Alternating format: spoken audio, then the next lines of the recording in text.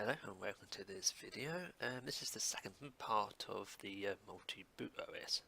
So the previous video is I've really installed and updated Windows 10, and this is what it's been left as.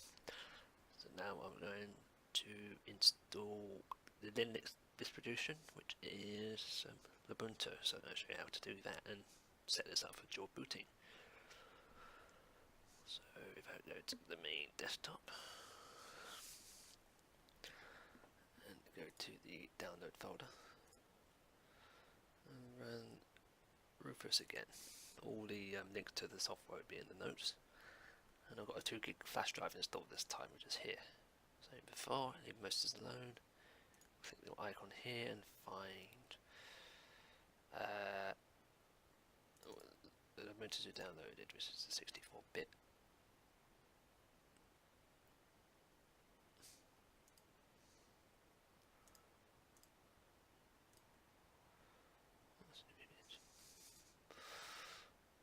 Okay, so as before, we click on Add Fix for all BIOSes because of the old system, and then click on Start, and it goes.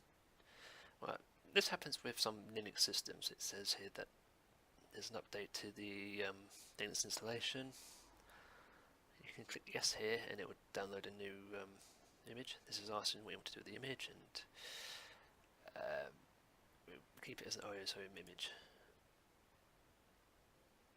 And it's asking you again, to verify that it's the right one before doing anything. So yeah.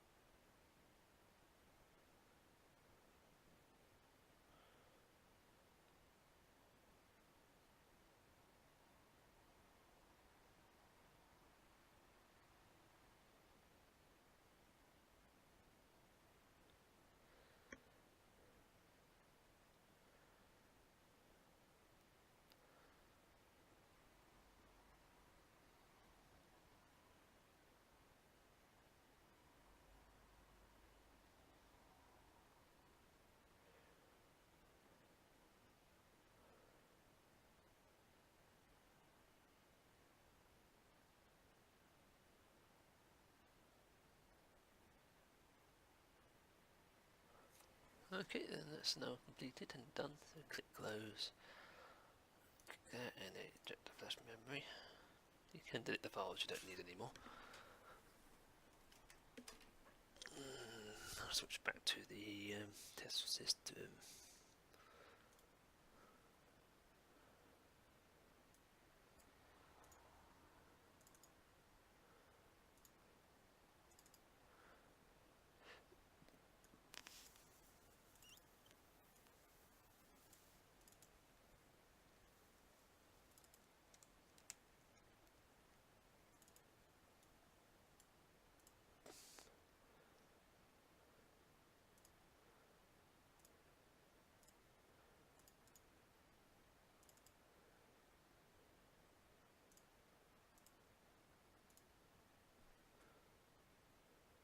Okay, so I'm just going to insert the flash drive.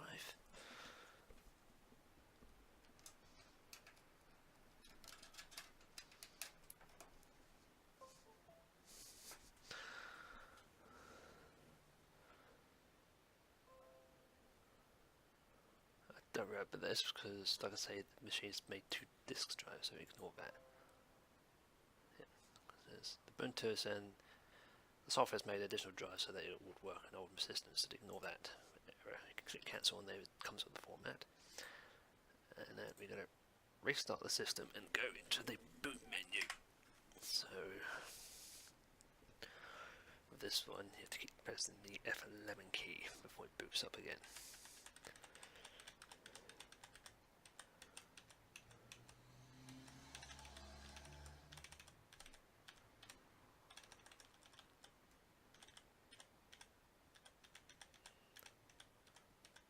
Okay, I'll go to hard disk, run the flash drive.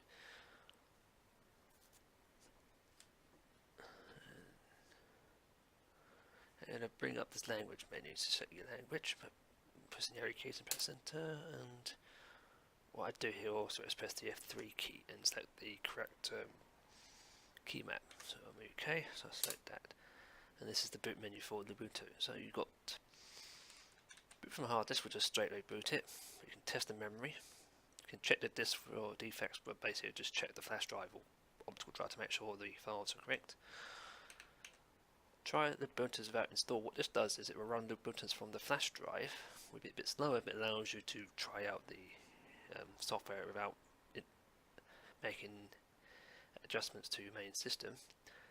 And you can still install through the on the desktop and that as well. But we're going to be installing, so let's install Ubuntu.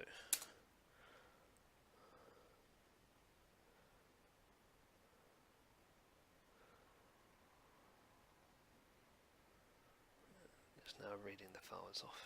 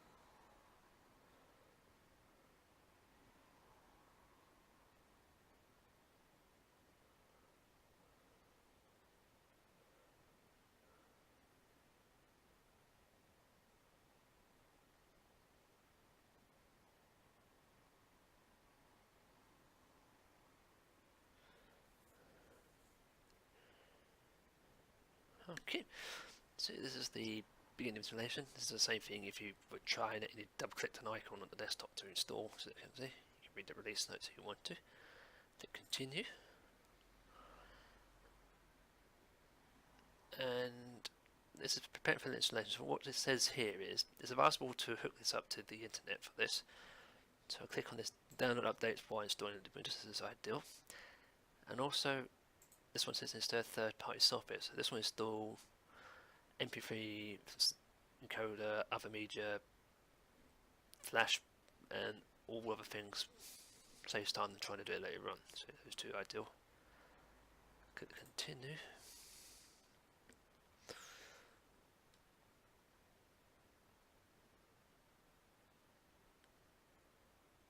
The machine is starting to look at the internal hard drive for information.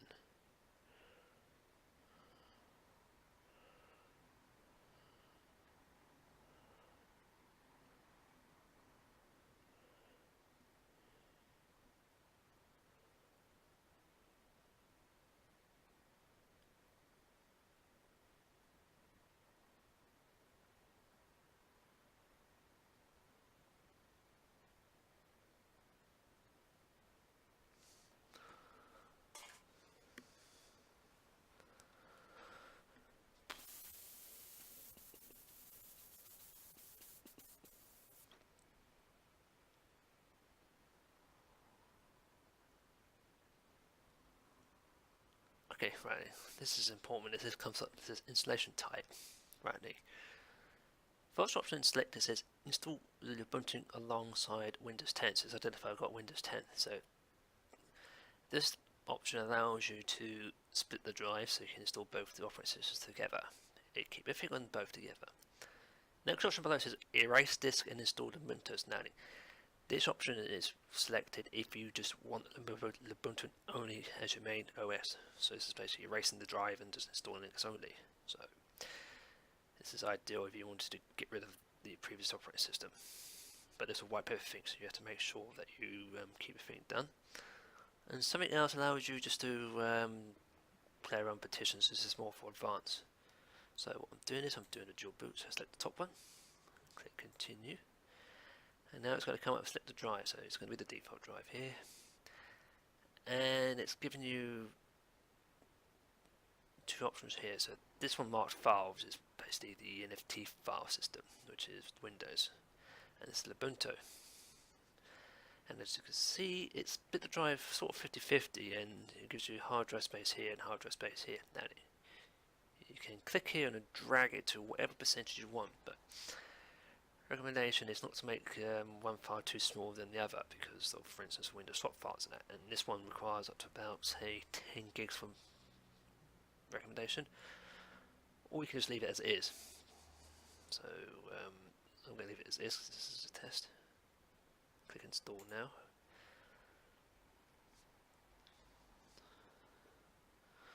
Right, it says before you can select the new partition, any previous changes be written to the disk. Basically, this can be undone. So if you wanted to make any changes, like readjust the size, you can click go back and do any more changes. But once I click continue, it will do what it's doing here. So now it's going to repartition the tables and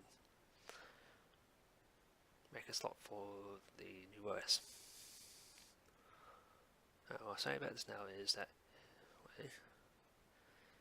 it's going to send in any changes to the partition, and you may have to do manual later on. So you can do that again, and it will do it now. Say about this. Okay, so it's done that, and now it's going to do the installation. So it's just asking you where are you. You can type it in where you want to go, and it will just remember your time based and but also give some information about your area. You don't have to do this, but it's an option.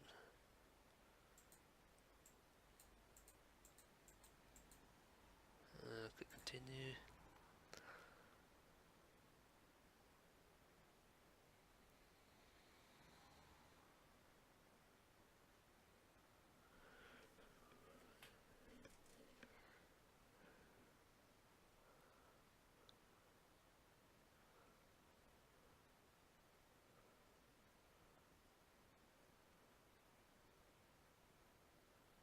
And it's asking what your key label is, so it's UK and UK, and you can type in the keyboard to make sure it's working.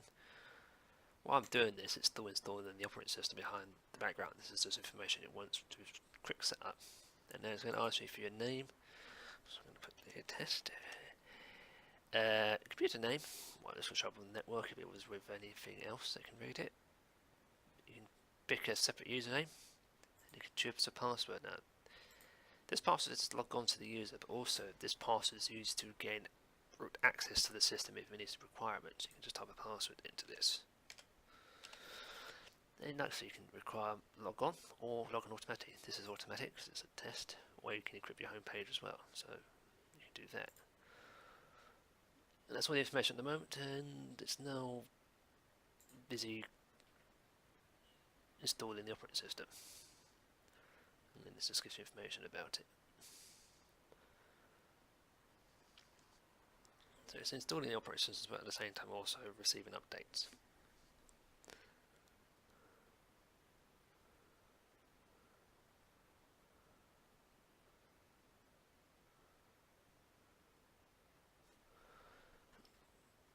Like I say, with any options here, if you click on the down arrow and any of the options, it gives you a command box which gives you more in depth what's happening. More in depth for people who would like to see that.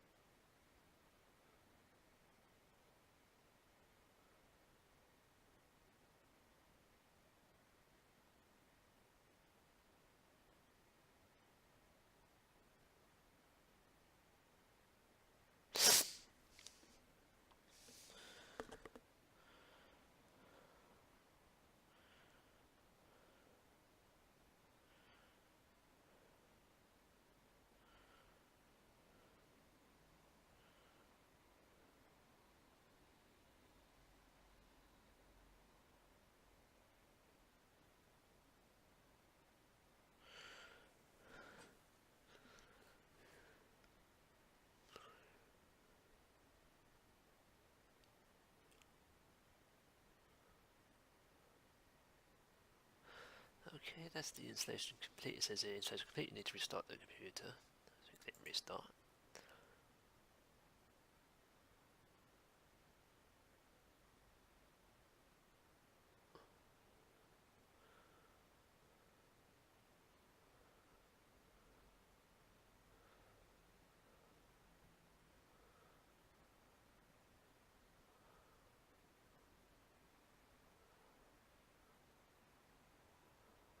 And then this is the new boot menu, so you have it can automatically boot up in 10 seconds, or you can use arrow keys to select, so that's the Ubuntu. Advanced options for it, so recovery and that. You've got two mem tests, and this one will boot into Windows 10. It's going to be written Windows 10. You select which one and press the enter key.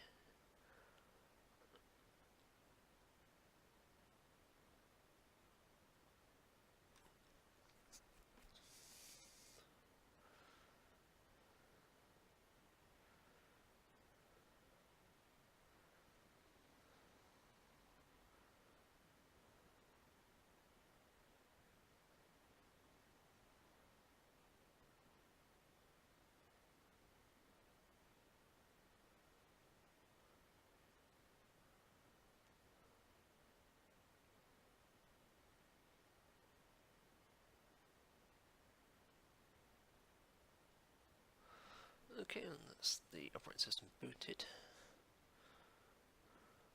This is the flash drive, so you can right click it and say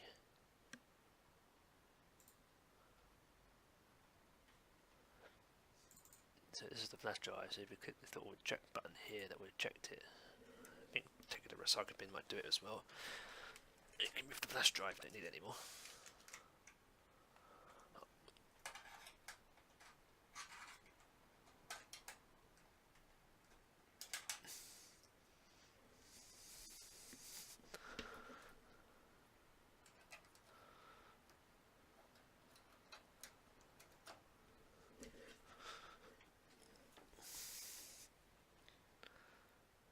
Okay, I'll just copy in the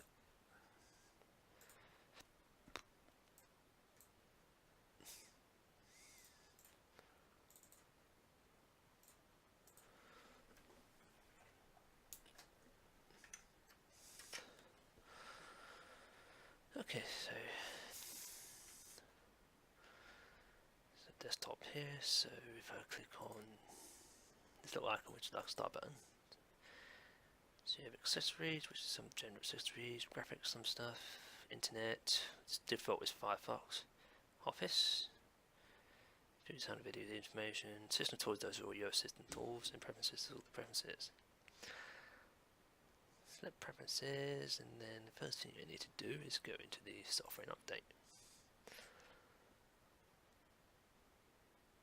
So bring up allow you to change settings in the operating. I want to go to additional drivers. This will search for additional drivers and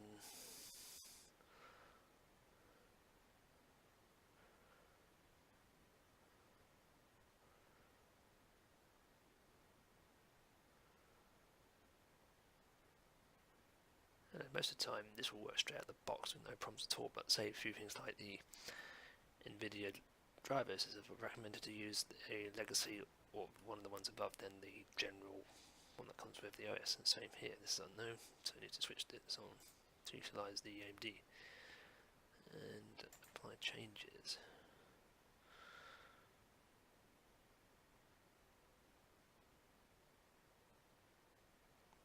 Yeah, this comes with notification. This is asking you to do a procedure that requires root access, which is the highest above than here. So you need to type your password in, which you put in when you set it up. Allows it to give it root access. If you don't do that, it won't do anything. And the same with your updates, it may ask you for that. And installing programs.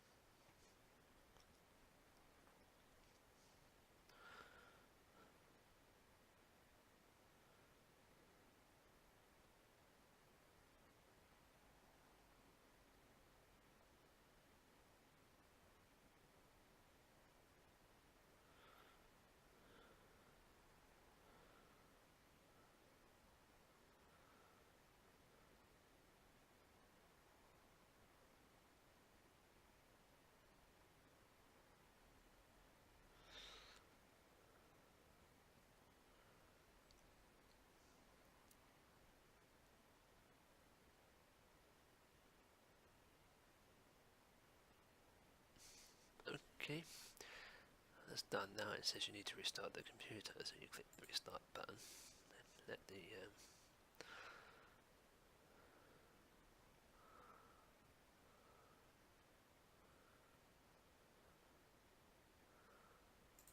this seems to be bugging the new version.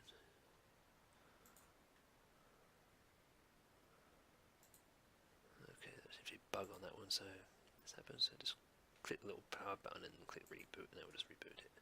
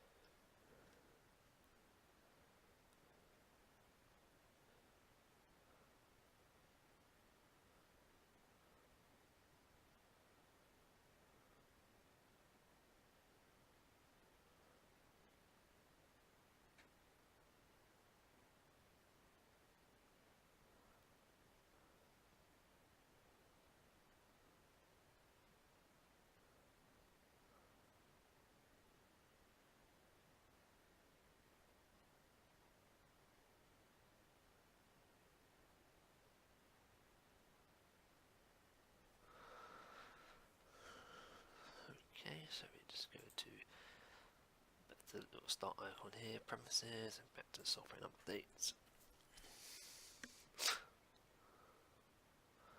Go to additional drives and just check to make sure they've all been enabled.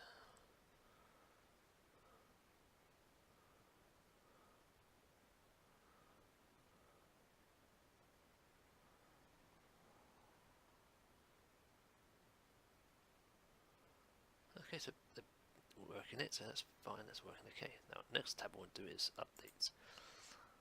Keep always ticked, and normally I switch when there are other options to immediately, and I also set this one as immediately. And then close. And then start to system tools this time, and go to software updater. Then this will then check if any new software updates. This will pop up every time it sees new updates. You can configure it to automatic download through the software settings.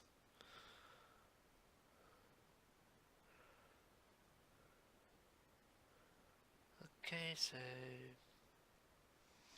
as we can see, there's 64 megabytes to download. This little arrow will give you more information, so and this will maximize the window, so you can see all this is new software that is seen since the disk was made. Click install. You can also click this and click each one and this for information on each one. That's it. Right, it needs authentication because sometimes some software requires root access to change some system files, so you can do that. Click this little detail button and that, and you can see each thing. Every time there's a new link to the image, which is a new image of the Linux, that's when it needs root access or any major system changes. And this is unpacking and installing the new updates.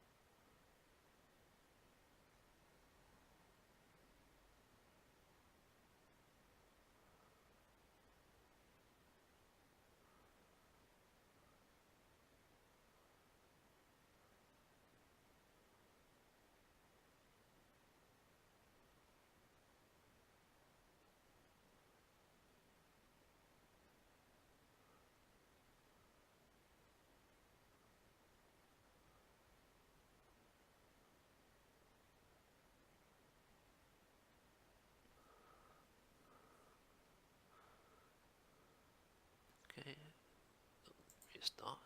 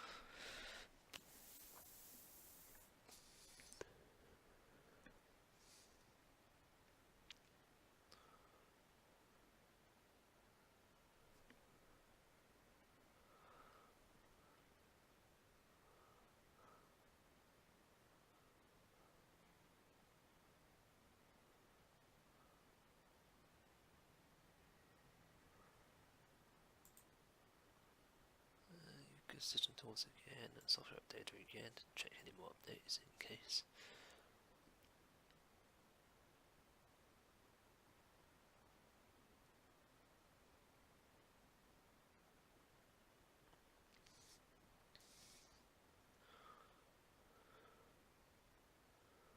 Okay, so it's all fully updated.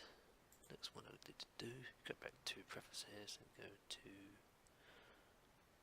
system tools and software. Now the software programmers allows you to download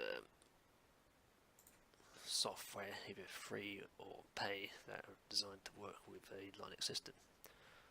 There's also the unit that's used to install programs or uninstall programs that are on here. So this is a bit like the add and remove on Windows or the App Store. So do check update to make sure that software is updated. This is auto as well. So that's done. In the system settings, what I do is I go to preferences, and go to power management. So what a power does, so I can do display and then just turn these all off so that it stays on.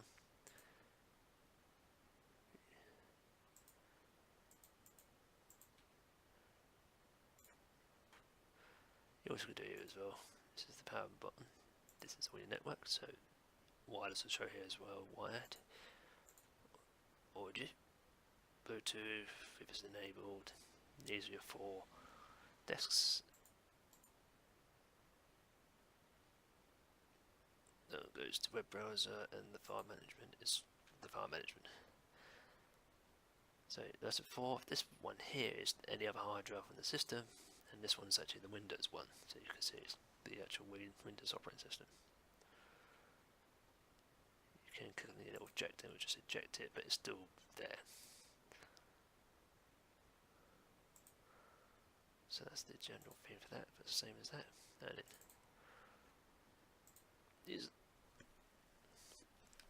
these are a few things which I text as my own text, and this is a few programs which a few configuration files to change myself just to make it easier to what I do. So what I'm going to do first is add a program for the numlock.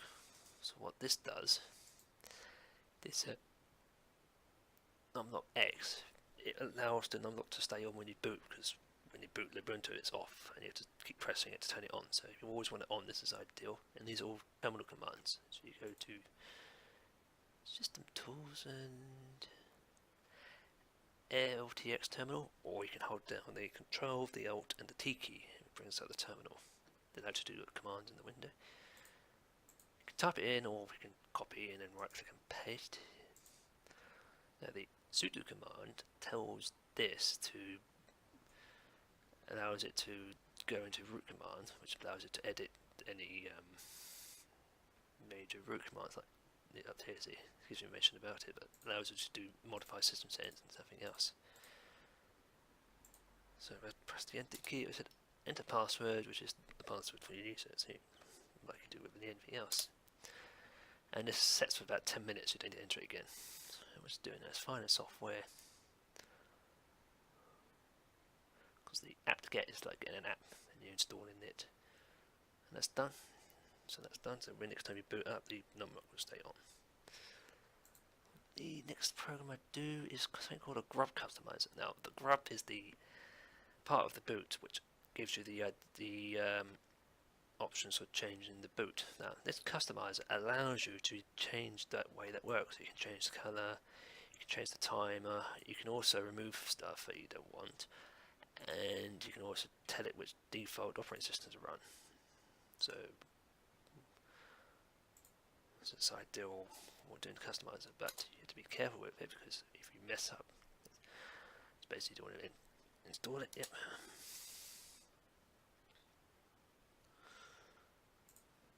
So it's that one, and then you do this one.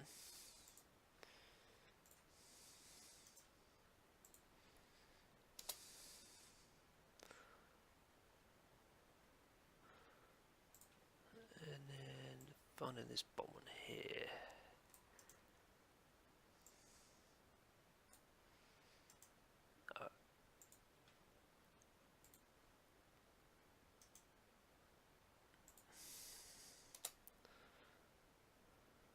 Say yes to that.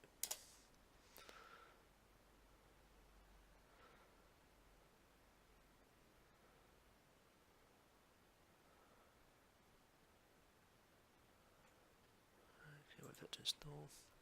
Right then, this next one is DVD playback. Now, this is for if you want to play DVDs on your system, if you've got a DVD drive. Because the Linux system does not carry any libraries or extensions to run DVDs due to copyright or regulations, since there's no license. So you can get the configuration files to allow you to run them. So this will let you do that. Especially a library that allows you to play DVDs if you've got a DVD player.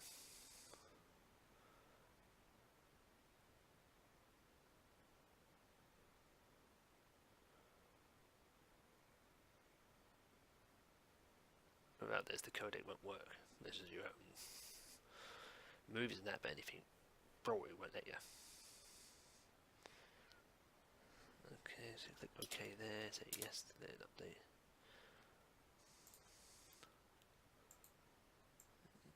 Next one.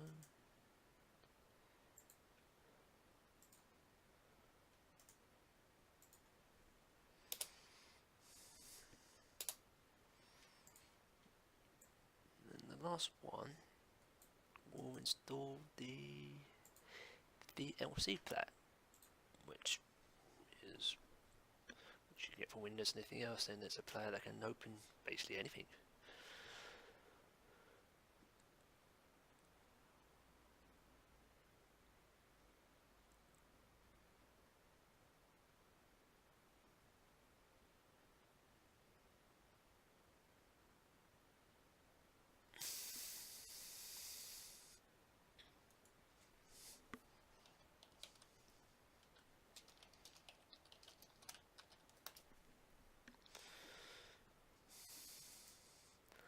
You can find all these commands on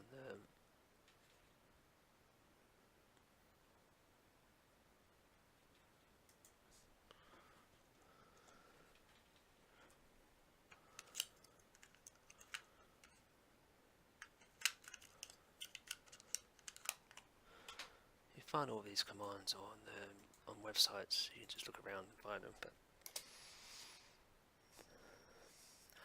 I will leave a link to this text file. I'll take some things that you don't need, but it's there if you want to use any of the software I'm using here. Make it easy for you.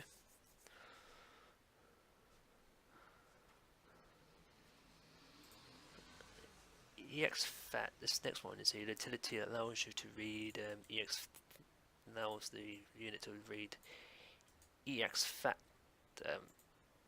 flash drives or hard drives. This is a utility that Windows, I think 7 onwards would do. If you see a large gigabyte drive, it asks you to either do it into this format to better access it, but any Linux in the system can't read it. So if you install this, it allows you to read those drives. Otherwise, it won't open. Only on those formats. And it's only something Windows does.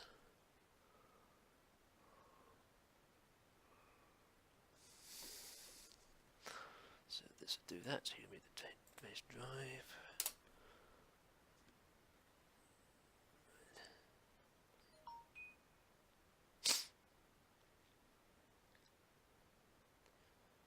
So that's that one.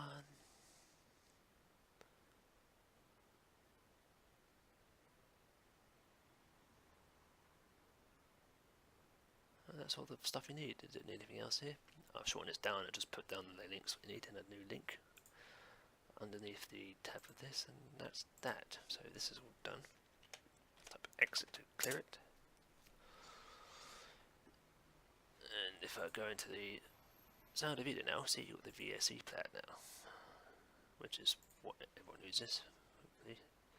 And just play DVDs now. Like I say, you can get OpenOffice and all that, or Chrome and anything else. When you go to each site, they give you a link to Linux option download, and I think it's DEB you need to download, which open files to allow you to install Linux versions, or software will be in the software option here. I think it's here, as you see. Alright, all I need to do is customize the grub. I'll show you how to do that. So you go to System Tools, there's a new one, this is Grub Customizer. This is a password because otherwise it would prevent people from tampering with it. And this allows you to change the boot areas and add stuff or do some nasty stuff. Now you have to be careful here. If you do something wrong and apply, you can wreck the boot sector. And then you will have to load up the Linux boot and do repair. So these are all the options to select. So I'm going to erase the memory test because I don't need to do that, and I use other stuff for those. So click that, anything's here. These are old Linux distros. Every time a new one comes up, add a new one. And in the advanced one, they're always there, so if you have one made a mistake, you can go back to one until they do an update, which is very quick for them. And that's the Windows one. So that's those two. General settings allows you to change it, so you can change predefined first entry, or you can select any of these to select which one it sits on first on the timeout. Or you can select previously boot entry. What this does is it will select the last thing that was booted, so Windows or anything else. You can show and hide the menu, you can turn off other operating systems, and you can even adjust the timer.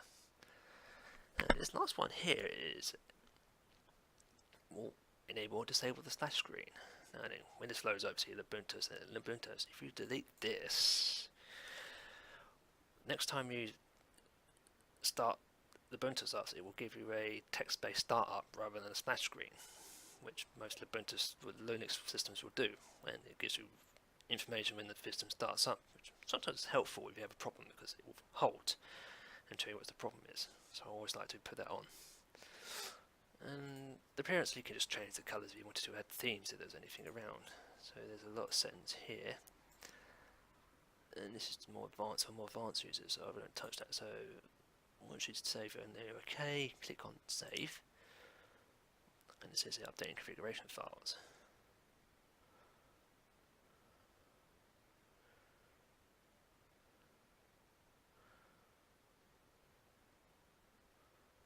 That's it, so that's all done now.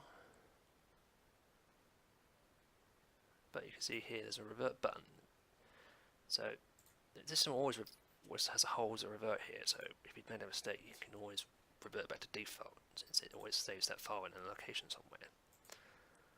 So for quick, and if I do one more software updater, because I've installed other software.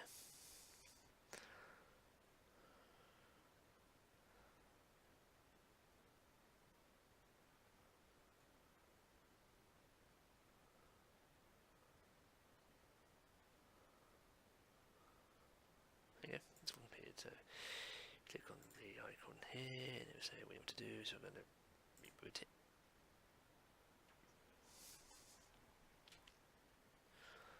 I'll show you what the customizer does.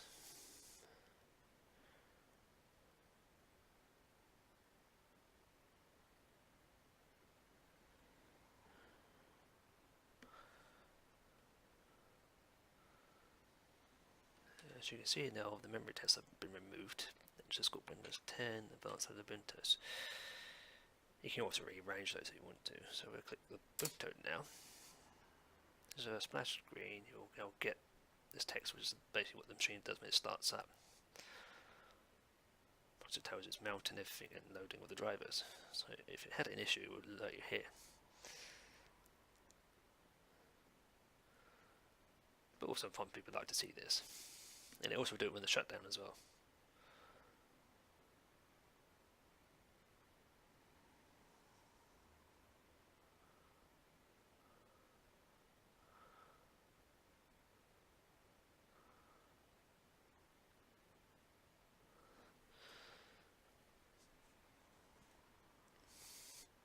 But like I said, you can find loads of software for this, and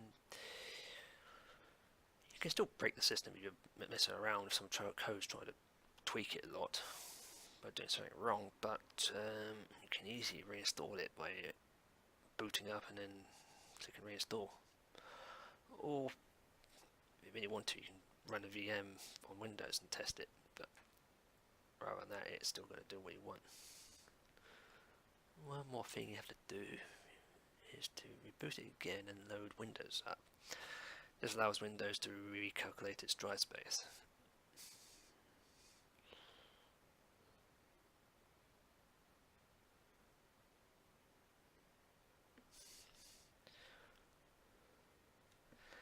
Okay, so if I go to Windows,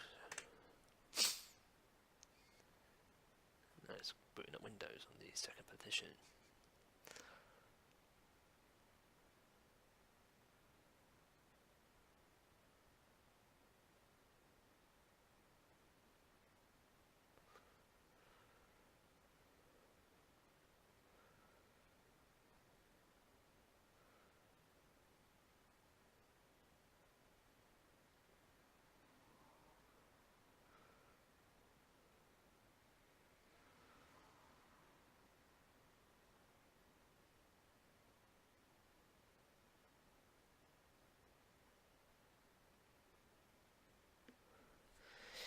There you go, so now I can boot 10 up again. So I now can switch between the two OSs what I want. And they both work together.